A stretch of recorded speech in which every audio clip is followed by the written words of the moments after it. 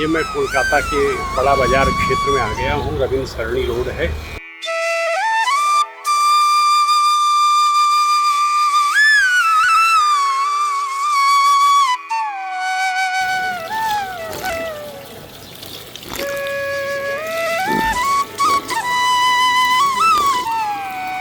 टहलते टहलते प्यास लग गई भाई साहब। 1 घंटे से घूम रहा हूँ गली खोजने में।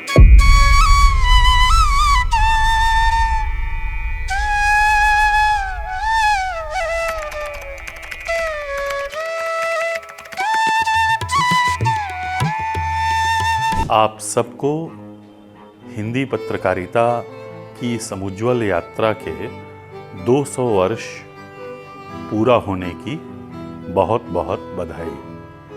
हिंदी पत्रकारिता का इतिहास मूर्धन्य संपादकों, पत्रकारों और लेखकों के कृतित्व से संपन्न है।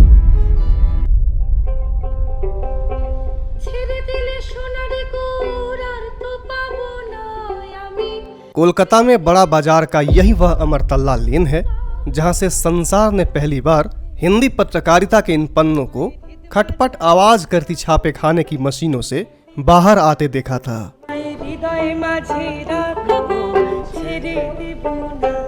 पुराने लोग बताते हैं कि अमरतल्ला लेन कोलकाता की इन्हीं गलियों में हिंदी पत्रकारिता का वह पहला सूरज उगा था।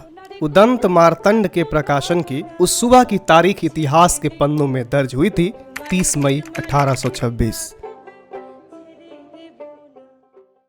उदंत मार्तंड के 200 साल पूरे हो रहे हैं। ये अपने आप में हिंदी पत्रकारिता के लिए गर्व का विषय है।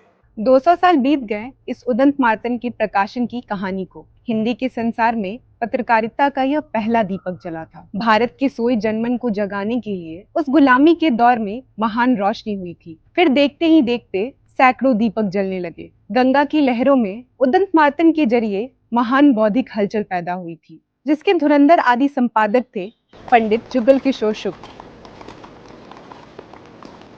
पंडित जुगल किशोर जी ने जो कानपुर के थे, उन्होंने वकालत करते हुए एक नई सोच अपनी जो थी उनकी, उसको उन्होंने जीवंत किया उदंत मार्तंड के नाम से। उन्होंने एक नींव रखी हिंदी पत्रकारिता की। वो चाहते थे कि समाज में संवाद पैदा हो और संवाद के लिए अखबार जरूरी था। कहते हैं कि जुगल किशोर शुक्ल की कोई वास्तविक तस्वीर दुनिया में नहीं है। उदंत मार्तंड समाचार पत्र के यही पन्ने हैं जो गवाही देते हैं कि जुगल किशोर शुक्ल के भीतर आम हिंदुस्तानियों के हित के लिए कैसी प्रबल इच्छा हिलोर ले रही थी। पहले ही अंक में उन्होंने संपादकीय घोषणा प्रकाशित कर दी थी, हिंदुस्तानियों के हित के हित। मानो हिंदी और हिंदुस्तान का भविष्य एकाकार हो गया था उदंत मार्तंड के उदय के साथ। उनका मकसद यही था कि हिंदी भाषी जो लोग हैं, हिंदी भाषा जो है, हिंदी भाषा को पढ़ने बोलने समझने वाले लोग जो हैं कलकत्ते में, उनके हितों के हित जो है, हिंदी के हित के, हिंदुस्तानियों के हित के हित, ये उन्होंने लिखा है पहली प्रतिज्ञा में। इसी वक्त से हिंदी पत्रकारिता ने मोर्चा खोल दिया कि हिंदी में हिंदुस्तान का वर्तमान और भविष्य संवार कर रहेंगे। आपको इन गलियों में हम वो मकान जरूर दिखाएंगे जहां आज से 200 साल पहले उदंत मार्तंड का सूर्य पहली बार हुआ था, जहां से हिंदी का पहला समाचार पत्र छपा था, जिन कमरों में बैठकर जुगल किशोर शुक्ल हिंदी पत्रकारिता की बुनियाद तैयार कर रहे थे, जिन गलियों ने उनके जीवन संघर्ष की कहानी गढ़ी थी। इतिहास स्रोत बताते हैं कि बड़ा बाजार के पास अमरतल्ला लेन के भवन संख्या 37 से समाचार पत्र का प्रकाशन हुआ था। अमरतल्ला लेन या अमरतल्ला स्ट्रीट में भवन संख्या 37 का कोई चिन्ह नहीं मिल सका। हालांकि अमरतल्ला स्ट्रीट की ठीक उस जगह पर जहां से अमरतल्ला लेन का अंतिम सिरा जुड़ता है, भवन संख्या 26 आज भी अपने पुराने स्वरूप में मौजूद जरूर है। हमने उस भवन संख्या 26 को खोज निकाला, जो अमरतल्ला लेन का बिल्कुल अंतिम भवन है, जहां पर अमरतल्ला लेन सीधे अमरतल्ला स्ट्रीट से जुड़कर टी पॉइंट में बदल जाता है। आप दरवाजा सामने देख रहे हैं, ये भी जो है 26 नंबर है। माना जा सकता है कि यही बस 3 भवन है जहाँ यहाँ से अमरतल्ला स्ट्रीट प्रारंभ हो जाती। ये सामने भी अमरतल्ला स्ट्रीट है, ये अमरतल्ला लेन है। और ये 26 नंबर का भवन है। यहाँ भी इसमें कोई नहीं है, अंधेरा है। इस भवन में सीढ़ी जा रही है, जैसा लगता है किसी पुराने ज़माने का संपादकीय कार्यालय हो सकता है, किसी 1-2 कमरों में। तो यहाँ से छपाई हुई हो सकती है ये। यही वह जगह है जहां से हिंदी पत्रकारिता की पहली चिंगारी फूटी थी। लेकिन दुर्भाग्य की इस अमरतल्ला लेन में हिंदी के उस पहले समाचार पत्र उदंत मार्तंड का कोई चिन्ह नहीं है। उसके संपादक जुगल किशोर शुक्ल का कहीं कोई शिलापट भी नहीं है। दुनिया में किसी दूसरी भाषा की पत्रकारिता के इतिहास को देखें तो पाएंगे कि उसकी पीढ़ियों ने अपने पुरखों और अपने अतीत की स्मृतियों को सदैव संजो कर रखने का प्रयास किया है। हिंदी की परंपरा में आज भी उदंत मार्तंड और पंडित जुगल किशोर शुक्ल की उस जगह पर भी पूछ नहीं है जहां से यात्रा प्रारंभ हुई थी। हिंदी के लोगों को ही इसका जवाब खोजना होगा कि आखिर हिंदी के नाम पर ऊंचाई हासिल करने वालों ने उसकी स्मृति को संजो कर रखने में क्या योगदान दिया है। खैर, सवाल को यहीं छोड़ते हैं और आपको ले चलते हैं उस सफर की ओर जब हिंदी पत्रकारिता भारत में करवट लेने को मचल रही थी। अंकुर भूमि से बाहर निकलकर झांकने लगा था जब एक नन्हा पिरुआ जुगल किशोर शुक्ल ने कोलकाता की उस जमीन पर रोपने का प्रयास किया जिसे ब्रिटिश भारत की राजधानी कहा जाता था। कलकत्ता जो है वो भारतीय पत्रकारिता की जन्मभूमि रही है। 1780 में पहला अखबार वहाँ से शुरू हुआ, आप सब लोग जानते ही हैं। उसके बाद 1700 से लेकर के 1800 तक जो है वो कई अखबार निकले, लेकिन वो ज़्यादातर अखबार अंग्रेज़ी के अखबार थे और अंग्रेज़ों के द्वारा ही चलाए गए थे। फिर उसके बाद जो है 1815 के आसपास भारतीय भाषाओं के अखबार शुरू हुए। पहले बंगला में निकला, हालांकि वो भी बैप्टिस्ट मिशनरियों ने ही शुरू किया था। और उसके बाद जो है वो अरबी और उर्दू और फ़ारसी के अखबार भी शुरू हुए। तो एक तरह से कलकत्ता जो है वो विद्या की चर्चा का केंद्र था, पत्रकारिता का केंद्र तो था ही था। उसके अलावा आधुनिक जो शिक्षा है, जो हम पश्चिम से एक तरह से नई शिक्षा प्रणाली आई हुई थी, उस शिक्षा की चर्चा जो है वो कलकत्ते में हो रही थी। वो आधुनिकता का एक तरह से केंद्र था। जैसा कि गोविंद सिंह जी ने बताया कि 1820 के दशक का कलकत्ता एक ऐसा शहर जहां अंग्रेजी अखबारों की भरमार थी, बंगाली भाषा का साहित्य फल फूल रहा था और हर गली में छपाई मशीनों की आवाज सुनाई देती थी। लेकिन इस शोर के बीच एक भाषा बिल्कुल खामोश थी, हिंदी। वो हिंदी जिसे उत्तर भारत के करोड़ों लोग बोलते थे, लेकिन जिसके लिए कोई अखबार नहीं था। इसी खामोशी को तोड़ने का सपना देखा कानपुर के एक वकील ने। उन वकील बाबू का नाम था पंडित जुगल किशोर शुक्ल। कोलकाता अंग्रेजों की राजधानी थी, जिसे बसाया तो हम हिंदुस्तानियों ने था। भारत का पुनर्जागरण का बिगुल जिस कोलकाता से बजा था, उसकी ईंट दर ईंट किसी ने रखी थी, तो उस गुमनाम से चेहरे का नाम था रानी रासमणी। 1793 में रानी रासमणी का जन्म हुआ था और जब वो विवाह के बाद जान बाजार का इलाका है कोलकाता में, वहां आई तो वहां से मुक्त हस्त से उन्होंने कोलकाता में साहित्य सृजन के लिए, शिक्षा के लिए, विधवा पुनर्विवाह के लिए, लोक जागरण के लिए, और हम भारतीय हैं, हम अपना जो स्वदेश चिंतन है, स्वदेशी का चिंतन है, उसको स्थापित करने के लिए रानी रासमणी ने जो भूमिका निभाई वो एक अद्भुत भूमिका है। दुर्भाग्य देखिए कि भारत आजाद हुआ तो रानी रासमणी के सारे योगदान को भुला दिया गया। आधुनिक कोलकाता के निर्माण में अगर किसी एक महान महिला की बड़ी भूमिका है तो रानी रासमणी की। और रानी रासमणी का नाम मैं देखता हूँ कि हमारी पाठ्य पुस्तकों में, इतिहास के दस्तावेजों में उस रूप में दिखाई नहीं पड़ता जैसी उनकी वस्तुतः भूमिका थी। रानी ही नहीं, भारत भाव में जीने वाले सभी चिन्हों को भुलाया जाने लगा। जुगल किशोर शुक्ल की जिंदगानी भी भुला दी गई, लेकिन उनकी जलाई रोशनी आखिर कौन बुझा सकता था। भारत और भारतीयों का हित जुगल किशोर शुक्ल के दिल में था। हिंदुस्तानियों के हित के लिए उनकी बुलंद आवाज अब अक्षरों का रूप ले चुकी थी। वकालत का लिबास उन्हें रास नहीं आ रहा था।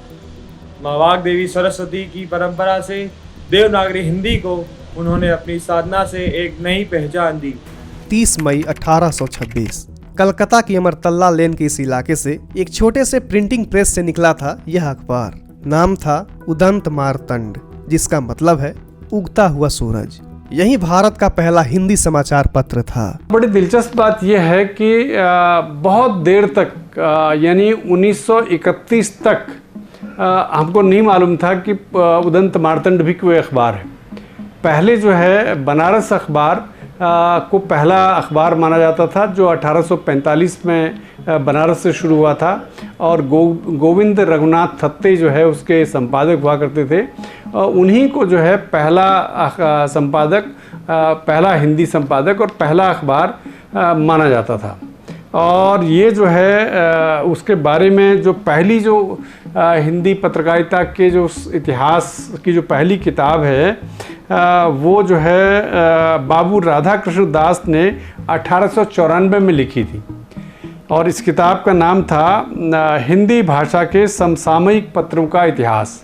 तो इसमें जो है बनारस अखबार को ही पहला हिंदी अखबार माना गया था। तो ये 1931 में जब पहली बार क्या हुआ कि ब्रजेंद्र नाथ उपाध्याय नाम के एक सज्जन थे, बंदोपाध्याय नाम के एक सज्जन थे, जो बंगीय साहित्य परिषद के ग्रंथालय के अध्यक्ष थे, यानी चीफ लाइब्रेरियन थे उस लाइब्रेरी के कलकत्ते में। और उन्होंने उस समय के अखबारों का अध्ययन किया। उन्होंने नेशनल लाइब्रेरी में भी जा कर के देखा, और उसके अलावा जो उस समय के जो अखबार थे उनका भी बड़ा गहराई से अध्ययन किया।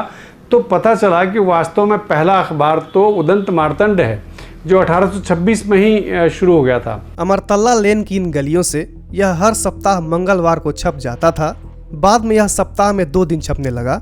देवनागरी लिपि में छपाई होती थी, लेकिन इसकी भाषा में खड़ी बोली हिंदी के साथ ब्रज भाषा की मिठास डालकर शुक्ल जी ने इसे अद्भुत बना दिया था। लोग इसकी भाषा को आसानी से समझ लेते थे। अखबार बाजार में आता था और हाथों हाथ बिक जाता था। इसमें स्थानीय खबरें होती थीं, समाज की, राजनीति की, देश हित की, देशी कारोबार हित की बातें होती थीं, और ऐसे लेख छपते थे जो लोगों को सोचने पर मजबूर करे। लेकिन सपना जितना बड़ा था, रास्ता उतना ही कठिन। पंडित जुगल किशोर शुक्ल और उनके साथियों ने उस समय अखबार निकाला जब सफलता की कोई गारंटी नहीं थी। संसाधन सीमित थे, पाठक कम थे, सत्ता की कृपा नहीं ही थी। फिर भी उन्होंने शुरुआत की, क्योंकि कुछ काम सफलता के लिए नहीं, आवश्यकता के लिए किए जाते हैं। कुछ दीपक इसलिए नहीं जलते कि वे अंधेरे को समाप्त कर देंगे, वे इसलिए जलते हैं कि अंधेरे के सामने आत्मसमर्पण नहीं करेंगे। इतिहास की बड़ी घटनाएं बहुत शोर शराबे के साथ नहीं आती, वे चुपचाप जन्म लेती हैं, जैसे मिट्टी के भीतर कोई बीज जन्म लेता है। बाहर से देखने पर कुछ दिखाई नहीं देता, लेकिन भीतर एक भविष्य आकार ले रहा होता है। उदंत मार्तंड भी आज़ादी का एक ऐसा ही बीज था। उदंत मार्तंड की बड़ी समस्या थी पाठकों तक पहुंचना। ज्यादातर हिंदी भाषी लोग उत्तर प्रदेश और बिहार में रहते थे, जो कलकत्ता से बहुत दूर थे। हिंदी के चाहने वाले दूसरे राज्यों के पाठक भी इसे मांगने लगे। डाक से यह अखबार पूरे उत्तर भारत में जाने लगा। जानकार बताते हैं कि इस अखबार का हर अंक 500 संख्या में छपने लगा था। इसकी मांग बढ़ती चली गई, लेकिन दूसरी जगहों पर भेजने का सरकारी डाक खर्च बहुत ज्यादा था। ब्रिटिश हुक्मरान भारत की हिंदी से दूरी बनाकर चलते थे। इसे समर्थन तो दूर, हर उपाय इसे कुचलने की कोशिश करते थे। दूसरे अखबारों को सरकारी मदद मिलती थी, डाक रियायत मिलती थी, लेकिन उदंत मार्तंड को कोई सहायता नहीं मिली। सालाना फीस केवल 2 रुपए थी। आज जब हम हिंदी पत्रकारिता के विशाल संसार को देखते हैं, तो उसके मूल में कहीं न कहीं वही छोटा सा बीज दिखाई देता है, वही जिद, वही विश्वास, वही साहस। उदंत मार्तंड हमें यह भी सिखाता है कि जो प्रयास अपने समय में असफल दिखते हैं, वे कभी कभी इतिहास की सभी बड़ी सफलताओं की नींव बन जाते हैं। 2 वर्षों तक चला ये वह अखबार 2 शताब्दियों के बाद भी आज याद किया जा रहा है, और यही उसकी सबसे बड़ी विजय है। अंतिम संपादकीय लिखते समय जुगल किशोर शुक्ल उदास थे। उन्होंने अपना दर्द इन्हीं मार्मिक शब्दों में लिख दिया।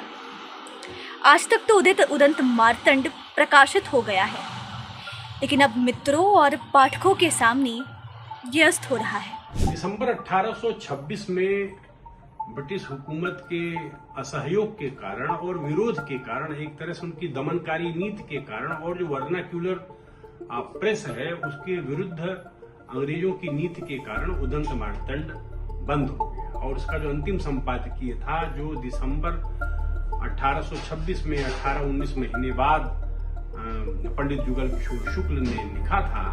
आज दिवस लो उग चुक्यो मार्तंड उदंत, अस्ताचल को जात है दिनकर दिन अब अंत।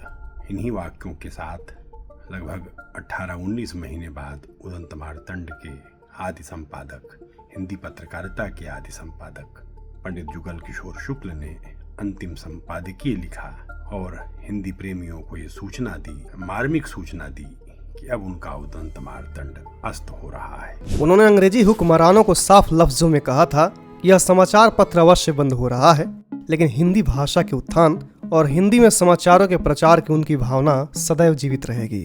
जुगल किशोर शुक्ल की भविष्यवाणी सत्य सिद्ध हुई। उदंत मार्तंड तो अस्त हो गया, लेकिन उसकी रोशनी नहीं बुझी। उस छोटे से अखबार ने हिंदी पत्रकारिता की नींव रख दी थी। आने वाले वर्षों में हिंदी अखबारों ने समाज को जगाया, स्वतंत्रता आंदोलन को आवाज दी और करोड़ों लोगों की सोच को दिशा दी। उदंत मार्तंड के बंद होने के बाद ऐसा नहीं था कि हिंदी पत्रकारिता की लौ बुझ गई। वो छोटी सी चिंगारी धीरे धीरे एक आंदोलन में बदल रही थी।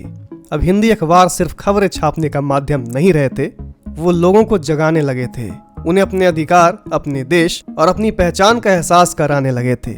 साल 1867 से 1885 के बीच का समय हिंदी पत्रकारिता के इतिहास में भारतेंदु युग कहलाया।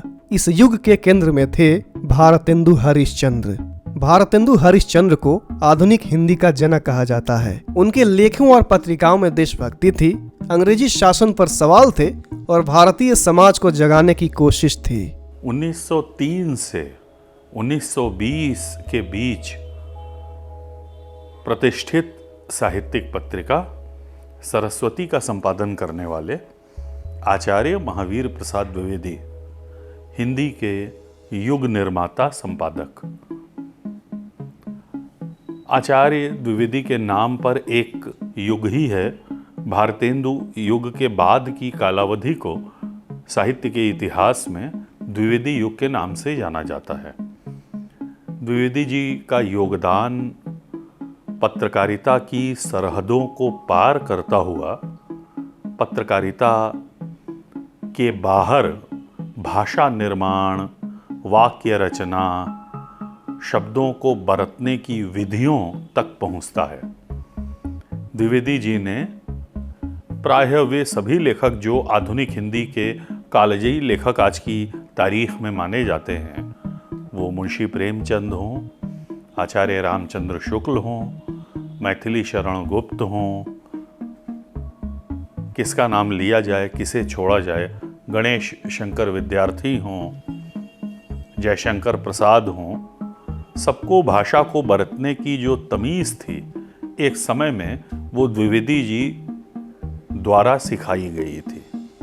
द्विवेदी जी ने लिपि का मानकीकरण किया, शब्दों के प्रयोग के नियम स्थिर किए और इन सभी लेखकों की रचनाओं को बहुत रिगरस एडिटरशिप के साथ बहुत मन लगाकर धुरंधर तरीके से की गई संपादन शैली का प्रयोग करके तब सरस्वती के पृष्ठों पर स्थान दिया। भारतेंदु हरिश्चंद्र के बाद हिंदी पत्रकारिता को नई ऊर्जा देने वालों में एक बड़ा नाम था पंडित मदन मोहन मालवीय जी का। हिंदी पत्रकारिता का जो संपूर्ण उसकी यात्रा है वो भारत रत्न महामना पूज्य पंडित मदन मोहन मालवीय के स्मरण के बगैर पूरी नहीं हो सकती। मालवीय जी महाराज ने बहुत कम उम्र में और प्रतापगढ़ जो उत्तर प्रदेश में एक जिला है उसका जो काला काकर नाम का गांव है, वहां के जो प्रातः स्मरणीय राजा थे राजा रामपाल सिंह जी, उनके निवेदन पर और 1886 में कोलकाता कांग्रेस अधिवेशन के बाद ये निर्णय लिया कि हम हिंदी में एक बड़ा अखबार प्रारंभ करेंगे, समाचार पत्र, और इस कारण से हिंदुस्तान अखबार उस हिंदुस्तान के नाम से काला काकर में गंगा के किनारे आज भी वो राजा साहब की कोठी है जहां रहकर के मालवीय जी महाराज ने और युवावस्था में ही 24-25 वर्ष की आयु थी वो संपादक बने, संस्थापक संपादक, और हिंदुस्तान अखबार उन्होंने उस गांव से प्रारंभ किया। वो नाव से आते जाते थे प्रयाग से, उनके रुकने की व्यवस्था थी और 2.5 वर्ष तक ये जो हिंदुस्तान अखबार प्रारंभ हुआ। इसके साथ मालवीय जी ने हिंदी के नए पत्रकारों की पूरी मालिका गढ़ दी, एक से एक बड़े पत्रकार बुलाए और उनका प्रशिक्षण हुआ और इस तरह से नए नए पत्रकारों का गठन हुआ जिन्होंने आगे चलकर उत्तर भारत के अनेक क्षेत्रों में जाकर नए नए समाचार पत्र प्रारंभ किए। गणेश शंकर विद्यार्थी, बाल मुकुंद गुप्त, प्रताप नारायण मिश्र जैसे कई बड़े नाम कहीं न कहीं उनकी प्रेरणा से जुड़े रहे। 1907 में उन्होंने अभ्युदय शुरू किया और फिर अंग्रेजी अखबार लीडर भी, ताकि भारत की आवाज अंग्रेज सरकार तक पहुंच सके। अंग्रेज सरकार जब प्रेस की आजादी पर कानून लाने लगी तो मालवीय जी खुलकर उसके खिलाफ खड़े हुए। उन्होंने 1908 में अखिल भारतीय संपादन सम्मेलन आयोजित किया और साफ कहा, ये कानून भारत में समाचार पत्रों की स्वतंत्रता समाप्त कर देंगे। उनके लिए पत्रकारिता कोई कारोबार नहीं थी, एक मिशन थी। कहा जाता है कि जब लीडर अखबार बंद होने की कगार पर पहुंचा तो मालवीय जी ने अपनी पत्नी से कहा, लीडर केवल अखबार नहीं है, ये मेरा 5वां पुत्र है। और पत्नी ने अपने गहने तक दे दिए ताकि अखबार बंद ना हो। धीरे धीरे हिंदी अखबारों ने लोगों को यह समझाना शुरू किया कि देश में क्या हो रहा है, अंग्रेज सरकार कैसे फैसले ले रही है और आम जनता पर उसका क्या असर पड़ रहा है। उस समय देश के ज्यादातर लोग अंग्रेजी नहीं जानते थे। ऐसे में हिंदी अखबारों ने आजादी की बात गांव-गांव तक पहुंचाई। 1920 में बनारस से एक अखबार शुरू हुआ, नाम था आज। यह जल्द ही स्वतंत्रता आंदोलन की सबसे प्रभावशाली हिंदी आवाजों में से एक बन गया। इसके संपादकीय निडर थे, रिपोर्टिंग निष्पक्ष थी और इसकी भाषा आम जनता की भाषा थी। इसी दौर में दिल्ली से हिंदुस्तान अखबार भी शुरू हुआ, जिसने हिंदी पाठकों को राष्ट्रीय और अंतर्राष्ट्रीय खबरों से जोड़ना शुरू किया। अब हिंदी पत्रकारिता का उद्देश्य साफ था, जनता को जागरूक करना। महात्मा गांधी, बाल गंगाधर तिलक, गणेश शंकर विद्यार्थी जैसे कई नेताओं और पत्रकारों ने समझ लिया था कि अगर देश को जगाना है तो जनता की भाषा में बात करनी होगी, और यही काम हिंदी पत्रकारिता कर रही थी। धीरे धीरे हिंदी अखबार स्वतंत्रता आंदोलन का हथियार बन गए। वे लोगों में सवाल पैदा कर रहे थे, उन्हें आंदोलनों से जोड़ रहे थे और अंग्रेजों के खिलाफ एक नई चेतना जगा रहे थे। हम ऐसे मनीषियों को याद कर रहे हैं आज के दिन, जिन्होंने हिंदी पत्रकारिता को दिशा तो दी ही, आज़ादी की लड़ाई में उन अखबारों का बड़ा योगदान था। उन्होंने वैचारिकी स्थापित की और अखबार का काम ही ये होता है कि जन शिक्षण और आम जनता की भावना को समझना, उसके साथ ही उनके अंदर चेतना पैदा करना और समाज को दिशा देना। तो अब तक की जो पत्रकारिता थी, 200 साल की हमारी जो पत्रकारिता थी, बड़ी पुष्पित पल्लवित हुई। यही वो दौर था जब हिंदी अखबार तेजी से आम लोगों की जिंदगी का हिस्सा बनने लगे। 1942 में शुरू हुआ दैनिक जागरण धीरे धीरे उत्तर भारत के सबसे प्रभावशाली आवाजों में शामिल होने लगा। फिर आया 1947, भारत आजाद हुआ। A moment comes, which comes but rarely in history, when we step out from the old to the new, when an age ends, and when the soul of a nation, long suppressed, finds utterance. It is fitting that at this solemn moment we take the pledge of dedication to the service of India and her people and to the still larger cause of humanity. आज़ादी के बाद हिंदी पत्रकारिता भारत के नवनिर्माण की पत्रकारिता रही है, लेकिन जब ये देखा कि नवनिर्माण सही रास्ते पर नहीं हो रहा है तो हिंदी ने अब प्रतिरोध की पत्रकारिता का भी नेतृत्व किया। जब विपक्ष सत्ता पक्ष बहुत ही तानाशाह हो गया था और विपक्ष का मनोबल बहुत कमज़ोर था, उस समय खास करके 80 के दशक में हिंदी पत्रकारिता ने विपक्ष की भूमिका भी अदा की, जिससे कि लोकतंत्र मजबूत हुआ। और इन 200 वर्षों में हिंदी ने एक बहुत गौरवशाली, एक स्वाभिमानपूर्ण यात्रा पूर्ण की है। और आज देखिए कि आज हिंदी भाषी प्रदेश तो छोड़िए, गैर हिंदी भाषी प्रदेशों में अनेक हिंदी के समाचार पत्र हैं, अनेक पत्रिकाएं हैं। टीचर हैं, फैकल्टी हैं, स्टूडेंट्स हैं और जो हमारे देश के पत्रकार हैं, उन सभी को मैं 200 साल हिंदी पत्रकारिता पूरे होने पर बहुत बहुत बधाई देना चाहूँगी। आज 30 मई को हिंदी पत्रकारिता दिवस है। इस अवसर पर हम सभी उन्हें हार्दिक श्रद्धांजलि देते हैं और उन्हें स्मरण करते हैं। सबसे पहले तो उदंत मार्तंड के 200 साल पूरे होने पर पूरे देश को बधाई। हिंदी पत्रकारिता के इस ऐतिहासिक अवसर पर आप सभी को मेरी तरफ से बहुत बहुत शुभकामनाएं। 30 मई 2026 को उदंत मार्तंड के प्रकाशन का 200 साल पूरा होगा। इस प्रकार हिंदी पत्रकारिता 200 साल पूरी करने जा रही है और इस अवसर पर हम अपनी श्रेष्ठ परंपरा को याद करें, जो वर्तमान की चुनौतियां हैं उसका सामना करें और अच्छे भविष्य की तैयारी करें। यह इस अवसर पर मेरी बहुत बहुत शुभकामनाएं।